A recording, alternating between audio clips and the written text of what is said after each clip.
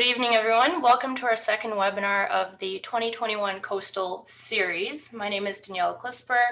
I work at the Lake Huron Center for Coastal Conservation as the Coastal Stewardship Coordinator. My colleague Alyssa is joining us today as well. She'll be monitoring the chat box and as well as the Q&A function, which both should be visible at the bottom of your screen. Feel free to post questions in the boxes throughout the presentation, and we'll try to answer as many as we can at the end of the webinar. For those that we don't answer, we'll have an email at the end of the presentation that we can continue some of those conversations after.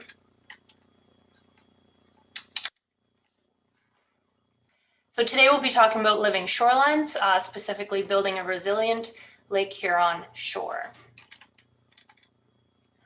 Our webinar today is brought to you by the generous funding from our sponsors that are listed here, including RBC, Lake Huron Forever, Hutton & Co., the Province of Ontario, NWMO, the Lake Huron Georgian Bay Watershed, Bruce Power, and Toyota Boschco Canada. So thank you very much to our sponsors.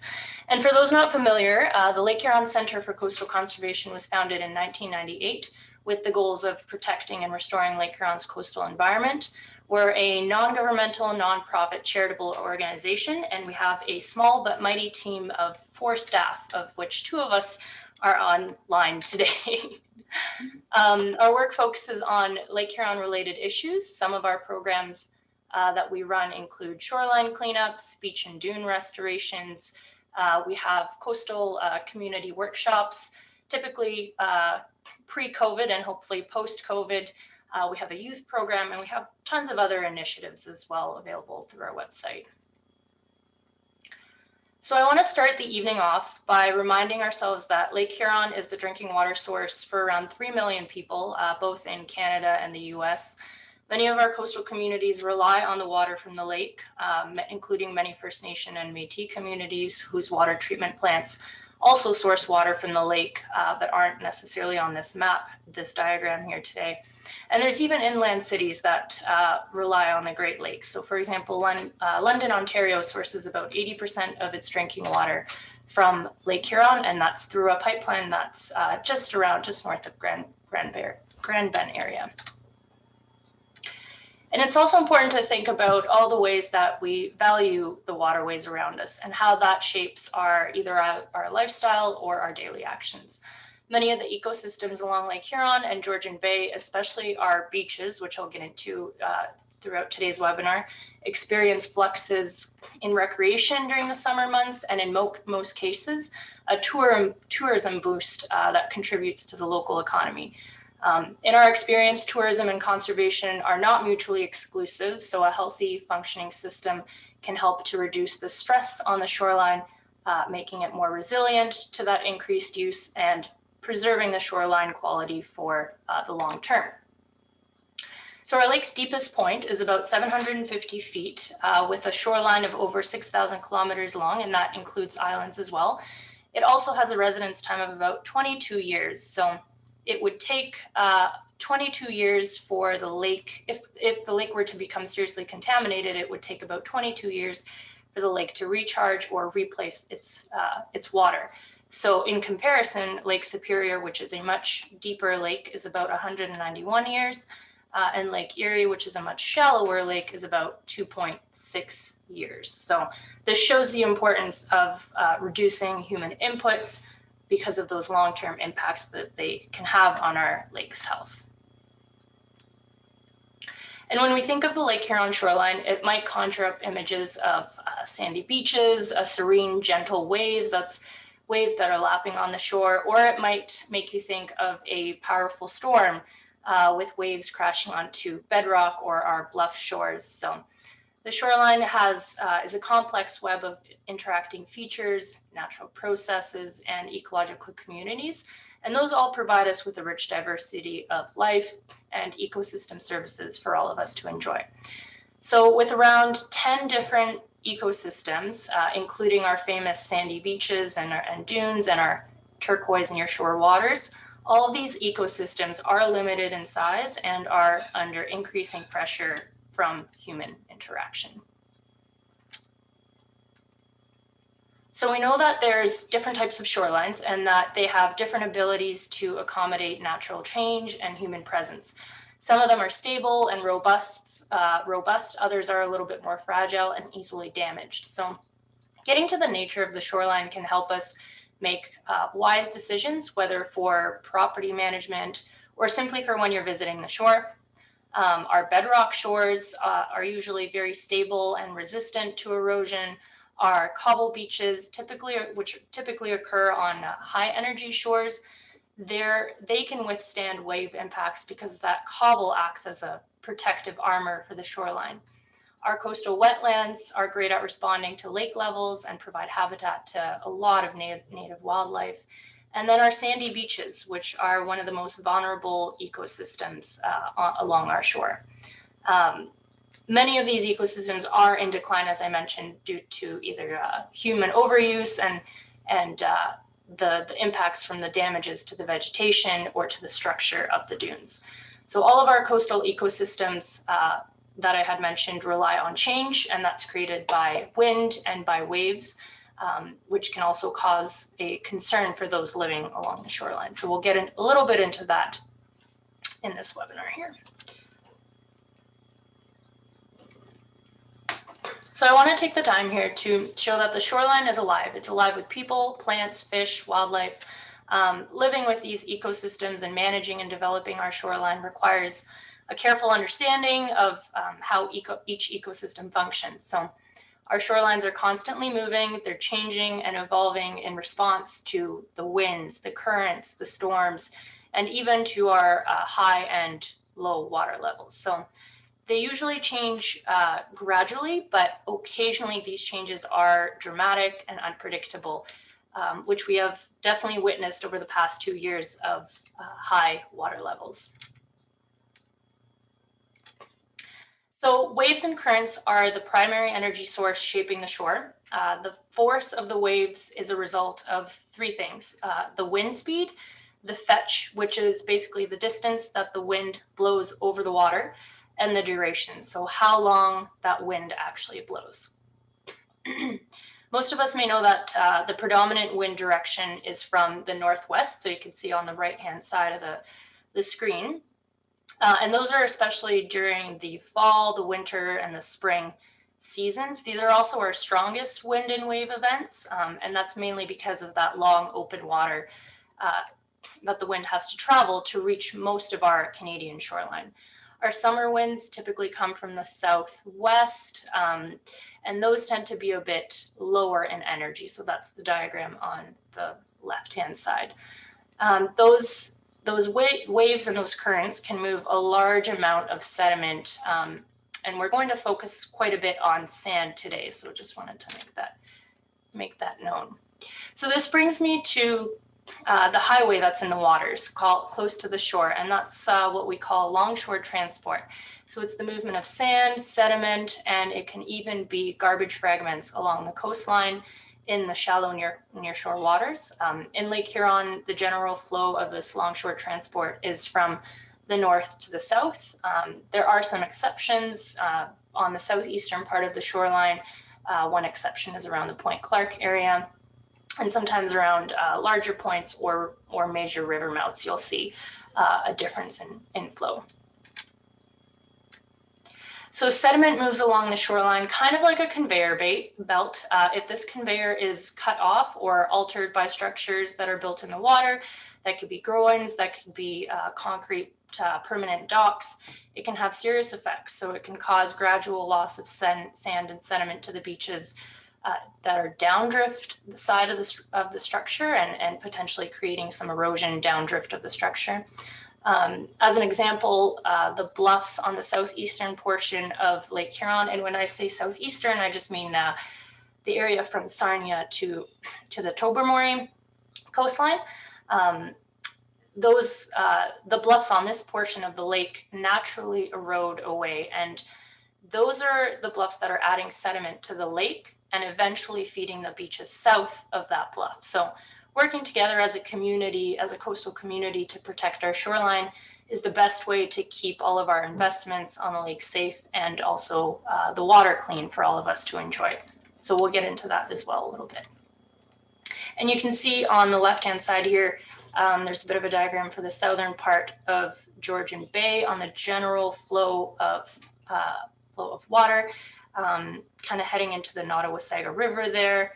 And then on the right-hand side, you'll see the southeastern general flow, which is, again, from that north to south direction.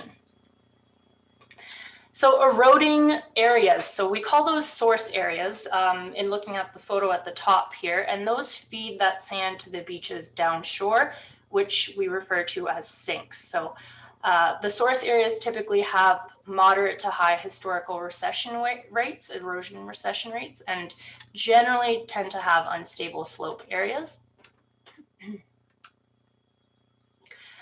Lake levels can also influence how much sand is on the shore. We have a great photo here from the Bruce Beach area under high water levels and under low water levels. So on the left-hand side in 1986, with our record highs, we had eroding dunes, we had a narrow beach, and then on the right-hand side in 2005, with lower water levels, we were able to see a wider beach, and we can see those dunes starting to rebuild themselves towards the lake. So it just kind of goes to show how much sand beaches and dunes, how much their formation is actually connected to our water levels. This is a great photo because you could see the boathouse in comparison to, in comparison between the 2 years and how far back the boathouse is in 2005. So I'm going to focus a little bit on sand beaches and dunes, this ecosystem this evening, mainly because of their vulnerability to disturbance. Lake Huron's dunes are found along only about 2 to 3% of the Lake Huron shoreline, and yet these are the areas of the shore that attract thousands of people each summer, whether it be for leisure, recreation. So it does place them under a lot of pressure. Our beaches and dunes provide our communities with a number of important benefits, also termed ecosystem services. The vegetation that holds the dunes together can help filter water contaminants from runoff before it enters the lake. The dunes can help protect the shore and properties from storms, flooding, and provide resilience from the impacts of changing climate. Our sand dunes can also help keep that high quality sand on the beach and provide habitat for a lot of rare plants and wildlife. I'll get into some of those a bit later, but some examples are the pitcher's thistle and the famous piping plover shorebird.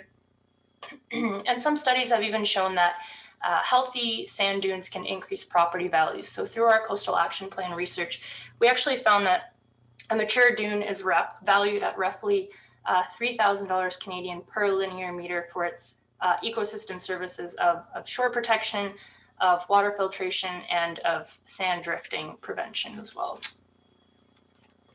So on the Canadian side of Lake Huron, we have some major dune systems, including Providence Bay on Manitoulin Island, Nottawasaga Bay in the north, and then in the southern part of Lake Huron, we have Sauble Beach, a popular one, and the Grand Bend Pinery Ipperwash dune system as well.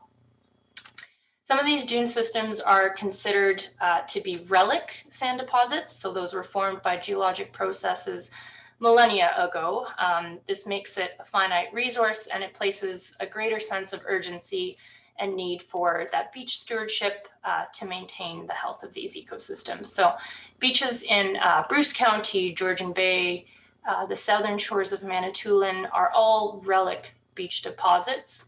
The condition that formed these beaches no longer exists, and as a result, these beaches are much more vulnerable to erosion and sand loss over the long term.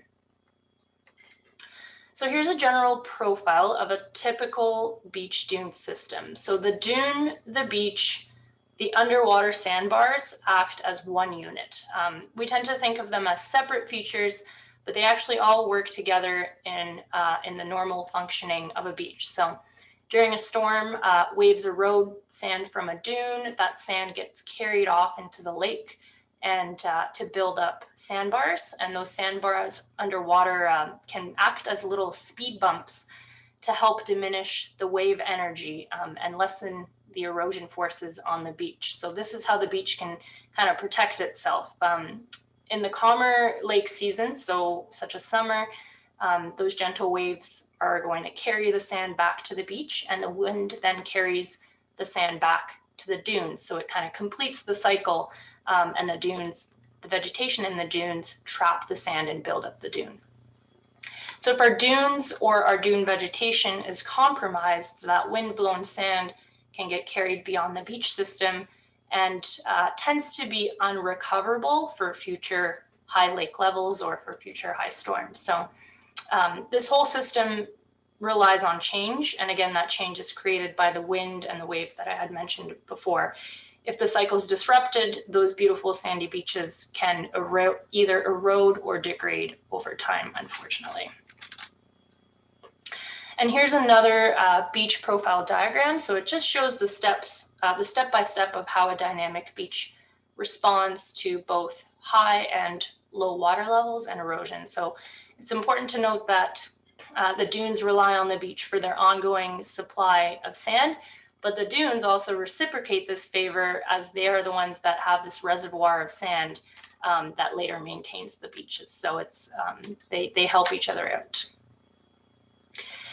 Native dune vegetation significantly influences the size and the stability of the dune areas. So if the dunes and vegetations are removed, that wind-blown sand can be easily carried away, either onto streets, sidewalks, or piling up in front of property structures and buildings.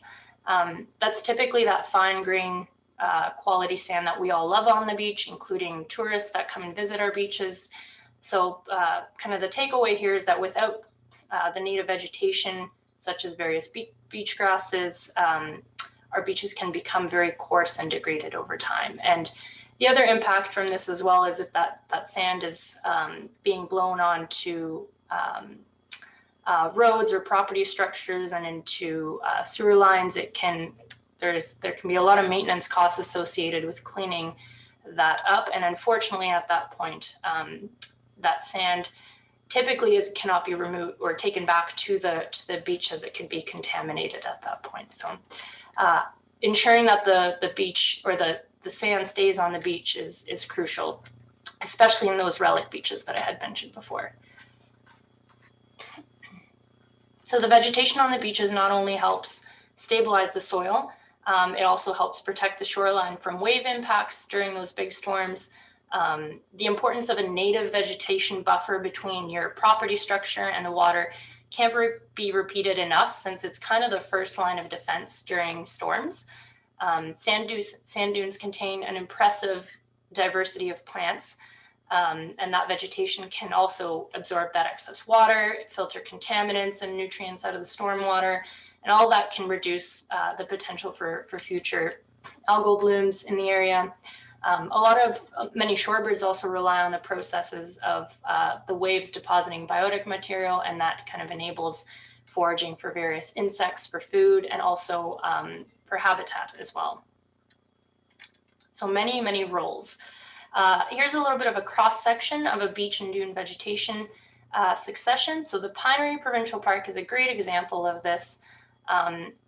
Lots of unique habitat for rare species. So we kind of start at the beach, and we get into our grasses, and then move into our shrubs and ground covers, and further inland where you don't have as much impact from the erosion is where you start to see the more permanent vegetation. So the coastal woodlands, much more mature trees that aren't as at risk that far back. So we do have a PDF version of a lot of native and non-native plants typically found on the shoreline. That's available through our website. Feel free to let us know if you would appreciate the link to that. And we're also going to be hosting a webinar specifically on coastal plants that Alyssa will be leading in July. So you can stay tuned for that one as well. So species at risk. They're animals or plants whose populations are at risk from habitat destruction, urbanization, pesticides, and many others. Ontario has legislation called the Endangered Species Act, and that mainly aims to protect their vulnerable populations. Some of the examples of species on Lake Huron include the famous piping plover, the pitcher's thistle, and the monarch butterfly. So There's many others, but these are kind of the 3 that we're working along the shoreline to protect through our Green Ribbon Champion program. So we're here today because there's threats to our ecosystems and beaches and dunes. So we obviously have to kind of dive into these a little bit, even though some of them might not be as positive in the presentation. A few of them include increased shoreline development, invasive species, motorized vehicles. Those can damage the beach quite a bit, and excessive raking or grooming. So excessive raking or grooming can become an issue mainly because it aerates the sand, so it can make it a bit more vulnerable to that wind erosion. And again, losing sand like that, the kind of fluffy light sand over time can cause the beach to lower in profile. So that can lead to a more coarse beach, as I mentioned, which can also mean a wet beach and a higher potential for E. coli in the area. Each ecosystem mentioned today has development sensitivities. So if you are planning to develop or alter the shoreline, you'll most likely need approval from at least one agency and probably several depending on the nature of the work. Knowing what your actions, know that your actions are important and that the way that we live or manage the shoreline property is going to shape either the shore positively or negatively. So for example, slope clearing trees on a slope, you may not see any of those consequences for 7 to 9 years after the cutting. And that's mainly because there's a bit of a lag effect there until the roots start to decay. An additional stressor on our ecosystem is that of a changing climate. So it's creating some new range of environmental conditions. As our water, as warming water reduces the temperature between both the land and the water, the atmosphere can become a lot more turbulent, cause stronger wind speeds to occur. And as we learned earlier, those wind speeds can play a big role in the formation and also the reformation of our sand beaches and dunes. So again, that surface erosion might be a lot more present. So stewardship measures that help to build up our natural environment along the shoreline will make our coast a lot more adaptable and resilient to meeting the changes ahead. Dunes are kind of your insurance policy for the next high water period. So this is the time actually, as we're starting to see the water levels on Lake Huron let go a little bit this summer, and we'll see about hopefully into the future. This is the time that you would be wanting to kind of rebuild those dunes between your property structure and the water. So we do have a program right now running the Green Ribbon Champion program in the Township of Huron-Kinloss, Town of Saugeen Shores, and the municipality of Kincardine. And if you have a property adjacent to the shore in one of those jurisdictions, we do have kind of a targeted program in that area to help rebuild some of those more relic beaches that I had mentioned before as well. So feel free to reach out about that as well. So next I want to just go through some few slides about best management practices. Practicing good stewardship when living on, using, or managing the shoreline property always makes good sense. The next few slides are going to be very specific to beaches and dunes, but if you have questions about a different type of shoreline, feel free to let us know via chat or via email as well. So step 1, getting to know the plants at your shore, knowing what's native, knowing what's non-native or invasive. Native plants have adapted to local conditions and they provide habitat for wildlife, insects, birds, but they also provide great stabilization. So on this diagram here, you can see the difference in root lengths between the fescue turfgrass on the left-hand side and the American beach grass on the right-hand side. It's also goes by the name of marram grass as well. Quite a popular one along our shore. So which one of these would hold sand better? Well, American beach grass is definitely the winner in that category. The turf grass on or close to beaches and dunes can also attract geese and contribute to their waste on the beach as well. So there's quite a few reasons why having kind of that native vegetation in the area is a little bit better than a non-native. So native plants also require a lot fewer inputs, whether that be water, the fertilizer, pesticides as well to grow at the beach, and circling back to them being adapted to the area that they're growing in here. And when it comes to invasive species, you can monitor your garden, you can monitor the beach area. Invasive non-native plants can spread to other properties or onto the shore areas. They like to escape from gardens, from other lawns next door. So here's kind of some, being present and alert at your shore is going to be very, very important in this case. And some of our major culprits that we find along the shoreline are Phragmites, which I'm sure most of us have heard, spotted knapweed, and another one is sweet white clover. So we also have some great information about how to remove these plants, and if you need any assistance with identification, because the spotted knapweed can sometimes be a little bit trickier to identify because it looks so much kind of like a thistle. You can feel free to send us photos of those as well, and we can help a little bit with that identification.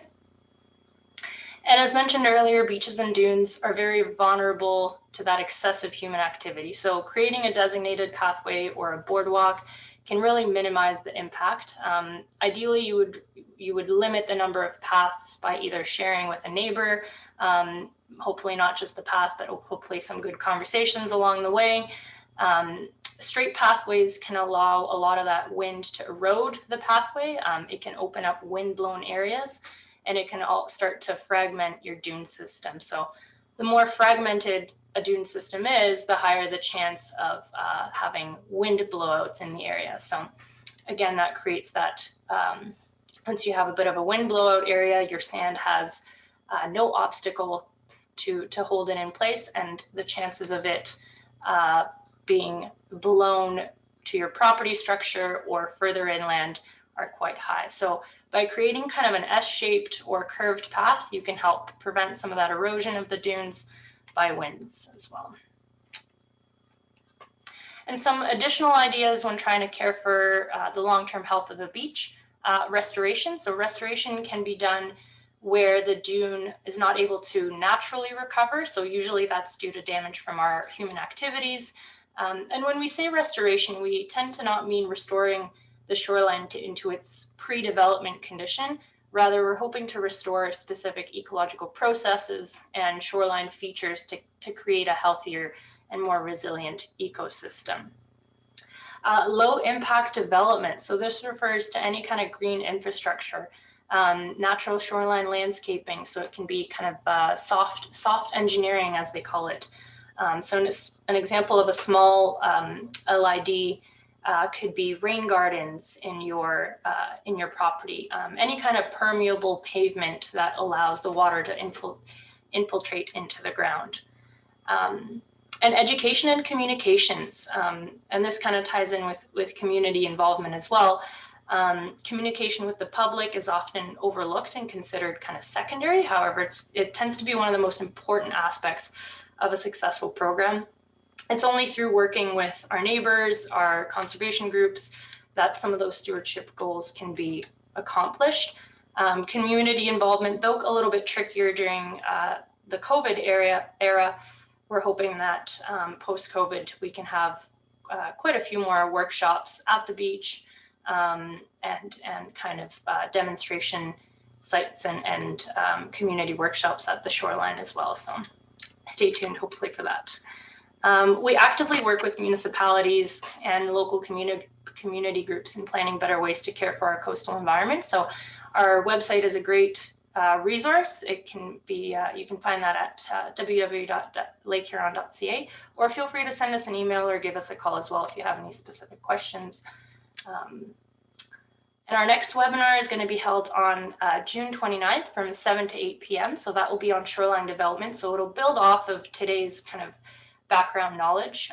It's going to explore some of the impacts of development along the shoreline, and also how to ensure that your next project is hopefully a little bit more sustainable, and looking at some of those low impact development pieces, renaturalizations, and learning a little bit more about your shoreline. So once again, I wanted to show our appreciation for the generous funding from RBC, Bruce Power, Toyota Boschco Canada, and a lot of our other funders here as well.